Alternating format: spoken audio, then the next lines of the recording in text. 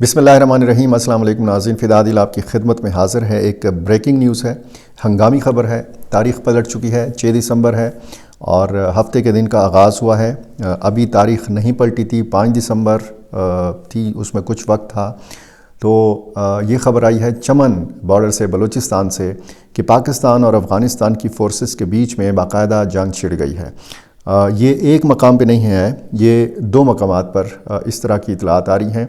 और इस वक्त जब मैं रात के इस पहर आपसे बात कर रहा हूँ, इस वक्त भी भारी असलहे का इस्तेमाल किया जा रहा है, फायरिंग का तबादला हो रहा है, जानी नुकसान की भी इतलात मौसूल हो रही हैं।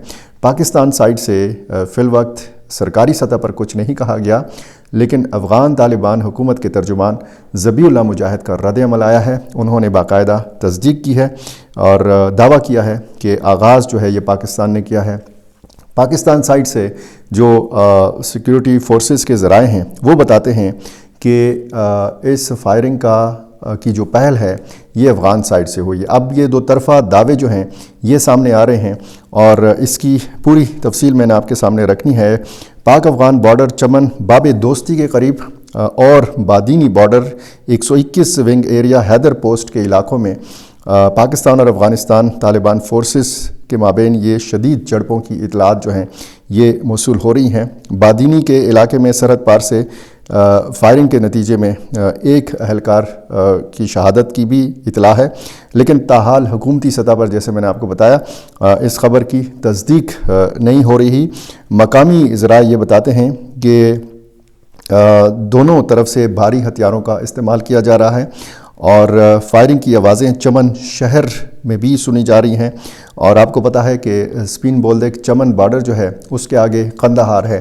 कंदहार वो अमलन दारुल हुकूमत है अफ़गानिस्तान का, कि जहाँ पे शेख हिब्बतुल्लाह अख़ुंज़ादा बैठते हैं।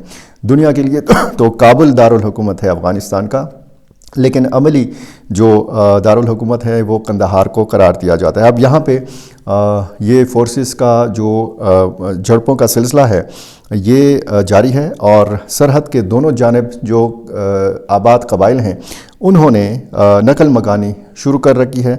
बड़ा तेज़ी के साथ यहाँ से लोग महफूज मकामात की तरफ मुंतकिल हो रहे हैं और ये फायरिंग की आवाज़ें ज़रा ये बताते हैं कि बदस्तूर आ रही हैं। पाक फ़िज़ाइया के हवाले से भी बताया जाता है कि उसको भी हाई अलर्ट पर रखा गया है।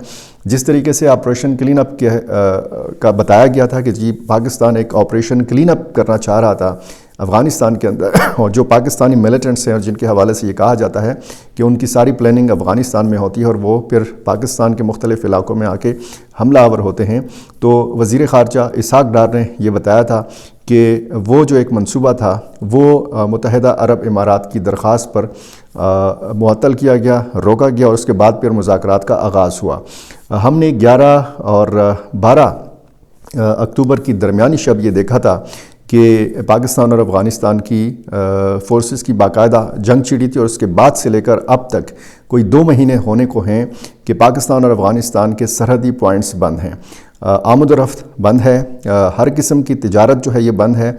पाकिस्तान ने अफ़गान ट्रांजिट ट्रेड को मुअत्तल कर रखा है और ये जो इस वक्त की डेवलपमेंट्स हैं ये इंतहाई ख़तरनाक डेवलपमेंट्स इसलिए हैं क्योंकि दोहा में मुज़ाकरात का एक दौर हुआ, फिर दूसरा दौर तुर्की इस्तांबुल में हुआ, फिर तीसरा दौर भी इस्तांबुल में हुआ, फिर चौथा दौर हमने देखा कि रियाद सऊदी अरब के अंदर हुआ। लेकिन इन तमाम अदवार में हमने एक चीज़ जो देखी वो ये थी कि जंग बंदी बरकरार रहेगी, सीज़ फायर बरकरार रहेगा। ये सीज़ फायर बाकायदा तौर पर अब ये कहा जा सकता है कि टूट चुका है। इससे पहले कुछ हफ्ते कबल जो पाकिस्तान ने फ़िज़ाई कार्रवाई की थी उसमें भी ये बताया गया था अफ़गान साइड से कि जी पाकिस्तान ने जंग बंदी की ख़िलाफ़ वर्जी की है। पाकिस्तान ने उस हमले की बाकायदा तरदीद कर दी थी और इससे पहले जो हमला एक हुआ था काबुल में उसकी ना पाकिस्तान ने तरदीद की थी और ना तस्दीक की थी। पख्तिका, खोस्त, निंगरहार اور یہ وہ مشرقی صوبے ہیں کہ جہاں پہ پہلے بھی پاکستان نے فضائی کارروائیاں کی تھیں، اور انہی مشرقی صوبوں کے حوالے سے یہ کہا جاتا ہے کہ کالعدم ٹی ٹی پی یا باقی جو تنظیموں کی لیڈرشپ ہے یا جو ہزاروں جنگجو ہیں یہ ان مشرقی صوبوں میں موجود ہیں۔ پاکستان کے اندر اس دوران بڑے حملے ہوئے۔ ایک ہم نے اس سے پہلے دیکھا تھا F C headquarter Quetta کے اوپر حملہ کیا گیا تھا، پھر ہم نے ایف سی لائن بنو کا حملہ دیکھا، پھر ہم نے متعدد حملے بنو اور ڈیرہ اسماعیل خان میں دیکھے، پھر ہم نے اسلام آباد کچہری کا واقعہ دیکھا، F C headquarter Peshawar کا حملہ، اور یہ حملے بدستور جو ہیں پاکستان کے اندر جاری ہیں۔ اس وقت تازہ ترین جو صورتحال ہے وہ یہی ہے کہ پاکستان اور افغانستان کی فورسز آپس میں لڑ رہی ہیں۔ جانی نقصان کی اطلاع ہے، کتنے لوگ اس میں مارے گئے ہیں، کتنے لوگ زخمی ہیں۔ یہ ایک افسوسناک صورتحال جو ہے یہ سامنے آ رہی ہے، اور رات کے اس پہر میں جو آپ کو بتا رہا ہوں ہائی الرٹ پہ ہے زمینی افواج بھی اور پاکستان ایئر فورس بھی، اور یہ عین ممکن ہے کہ جو مشرقی صوبے جن کا میں نے تھوڑی دیر پہلے ذکر کیا ہے یہاں پہ کوئی نہ کوئی فضائی کارروائی بھی ہو۔ آپریشن کلین اپ کا باقاعدہ ایک پلان بنایا تھا پاکستان نے کہ اپنے مطلوب جو لوگ ہیں ان کو وہاں پہ ہٹ کیا جائے گا، اور پاکستان نے بار بار یہ بھی کہا ہے کہ ہمارا افغان طالبان کے ساتھ معاملہ ہے، ہمارا افغانستان کے ساتھ یا افغانستان کے عوام کے ساتھ کوئی معاملہ نہیں ہے۔ لیکن اس وقت جو صورتحال ہے وہ انتہائی الارمنگ ہے، انتہائی تشویشناک صورتحال ہے، اور جن دو سیکٹرز کے حوالے سے میں نے آپ کو بتایا، بادینی جو سرحد ہے اور جو چمن سپن بولدک سرحد ہے، یہاں پہ پہلے بھی جب جھڑپیں ہوئی تھی پاکستان اور افغانستان کی تو چمن کے اوپر بہت زیادہ دو طرفہ فائرنگ ہوئی تھی، اور یہ ایسے سرحدی علاقے ہیں کہ جہاں پہ پاکستان اور افغانستان سے تعلق رکھنے والے جو قبائل ہیں یہ انہی سرحدی علاقوں میں آباد ہیں، اور جب بھی اس قسم کی جھڑپ ہوتی ہے تو ظاہر ہے کہ لوگ غیر محفوظ محسوس کرتے ہیں اور وہاں سے فوری طور پر نکلنا چاہتے ہیں۔